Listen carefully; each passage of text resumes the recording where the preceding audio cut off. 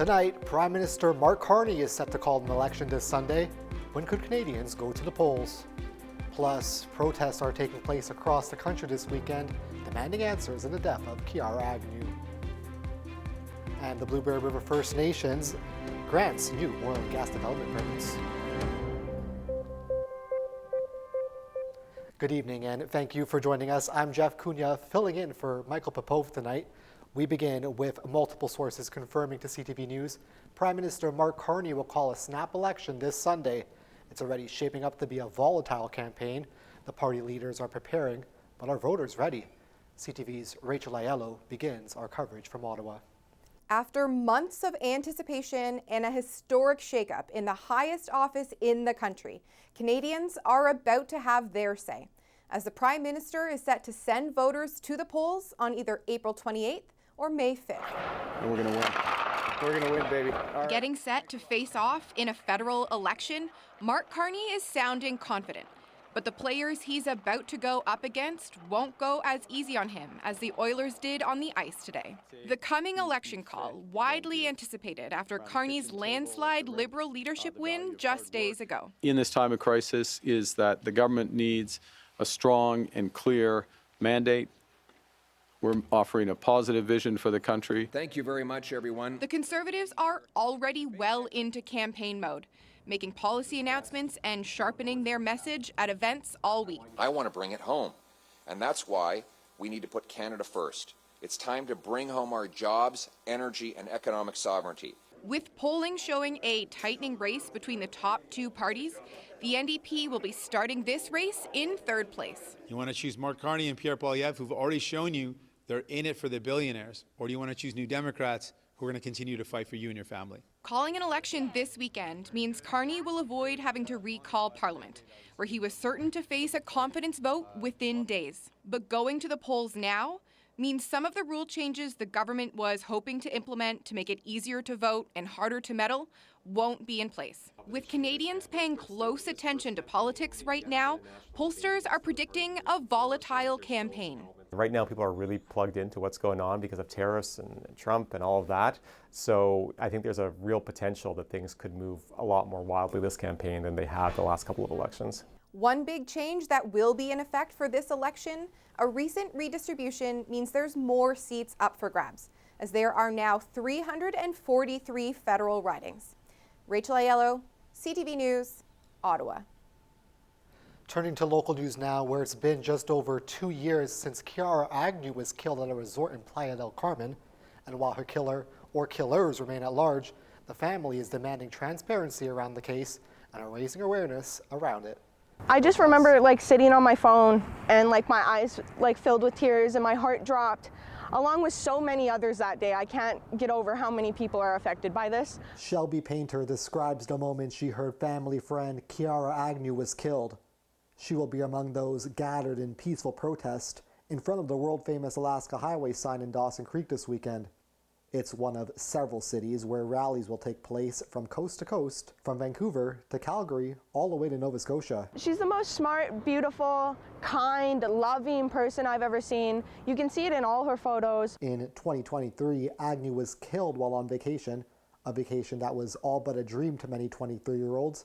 At a luxury resort in Playa del Carmen, Mexico. Kiara Agnew was beaten to death, and we still don't know by who. We have no answers. Her boyfriend, who was with her at the time, named only in court filings by Ryan N., was acquitted of any wrongdoing by courts in Mexico. It hasn't been okay since. The family hasn't gotten any answers.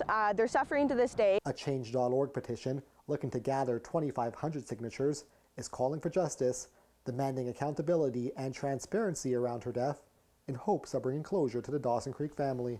Anything that you think would just shine light on Kiara and bring light to the protest, bring it. The protest will be held Saturday at noon. Shelby is asking those who come out this weekend to bring signs and wear pink or yellow colors that friends say remind them of Kiara. Turning to other local news now, the Blueberry River First Nations has granted a new disturbance cap exemption permit to Petronas. The 6 development permits are part of an expansion of the oil and gas company's North Montney operation. The band says the decision aligns with the 2023 implementation agreement and balances the economic development with the protection of treaty rights. 2 other permits were rejected under a strict assessment policy due to concerns from blueberry trapline holders. The First Nation says they continue to challenge the Gundy Complex plan for removing protections in the claim areas without proper approval. The plan was part of the 2023 agreement between Blueberry and the province, approved by former Chief Judy Desjardins. Desjardins was ousted last year. It followed an investigation into granting 5 permit approvals to the same company without council consultation, among other alleged issues.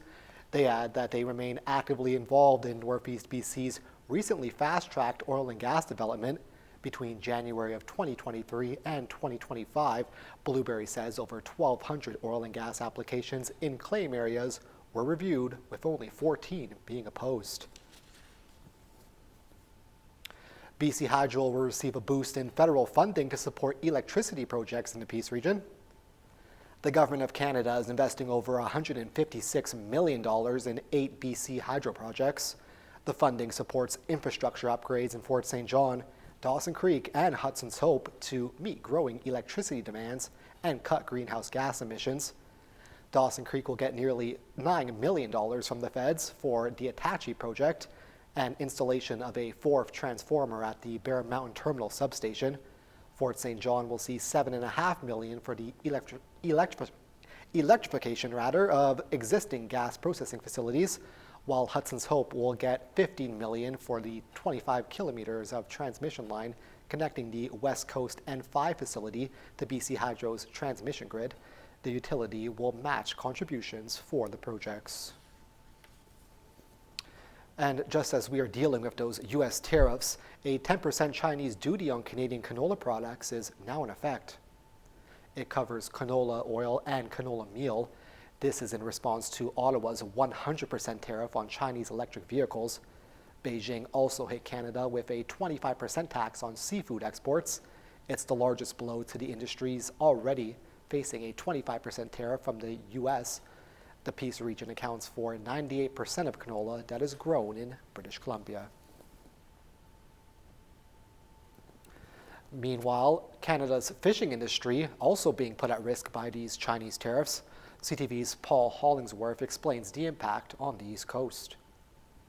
People who make their living at sea are bracing for impact. There are major fears these tariffs could deliver a devastating blow to the entire industry. A 25% tariff by China on Canada's seafood exports is the first hit in what could be a devastating double punch. Another 25% U.S. imposed tariff will impact the Canadian seafood industry on April 2nd. Lobster fisherman Carl Allen says there is a high level of uncertainty and fear. So if they can't pass that on to their customers on the other end, they can't absorb it themselves, right? Then that leaves, me, the harvester, to absorb this. The tariffs are in response to Canada adding a 100% levy on Chinese electric vehicles back in October. Industry-wide price adjustments are expected in the spring, and they could be long-term. Whether they pay the tariffs or our exporters pay the tariffs, there's 25% more in costs. The Chinese are dug in on this, and we're going to have to try to navigate what this means for our markets. There are many unknowns about how these tariffs could impact other aspects of the industry. Boat builders, processing plants, equipment manufacturers, and restaurants, to name a few, could all take a major hit. And while the impact is being felt here at home, the European Union is delaying its countermeasure tariffs against the United States until the middle of April. We will react firmly and proportionally if we are hit by unjustified measures. The EU is offering extra time for negotiations and taking more time to decide which U.S. goods to target. The European Commission proposed tariffs on billions worth of American goods to take effect April 1st, and even more on April 13th. Plans include a 50% tariff on U.S. bourbon, which prompted a threat from Donald Trump to hit back with a 200% tariff on European wine and alcohol, including champagne from France. And the Transportation Safety Board has released its initial findings into how a Delta Airlines plane ended up flipped upside down at Canada's busiest airport. Terrified passengers still on board at the time. CTV's Sean Lifong reports.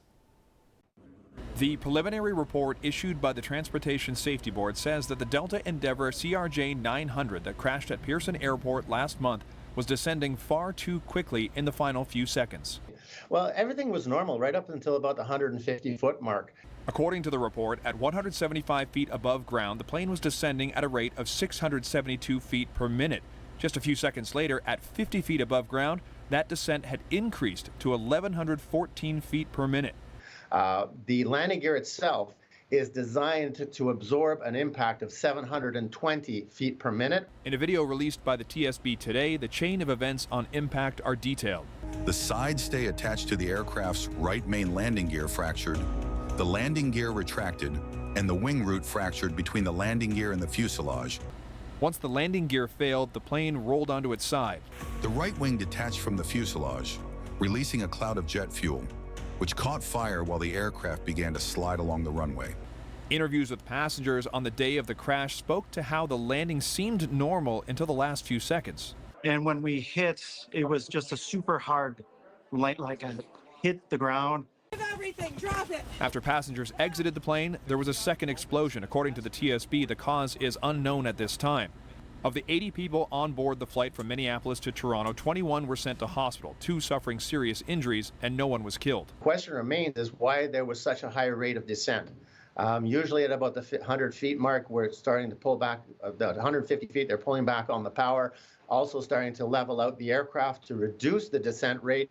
But that didn't happen. The descent rate actually increased. So it begs to wonder what was going on in the cockpit.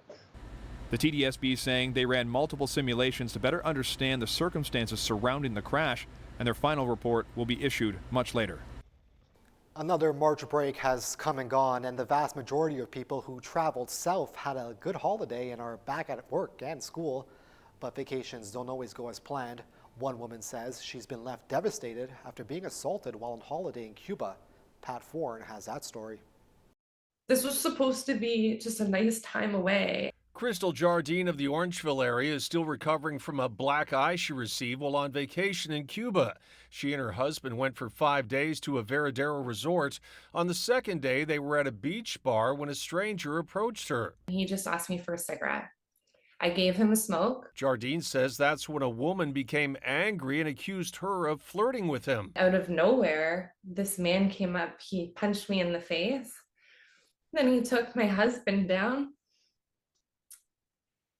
He pushed him backwards and he got on top of him. Jardine says the man who she described as huge was punching her husband. He was eventually restrained by security guards, but instead of detaining him, they told him to leave.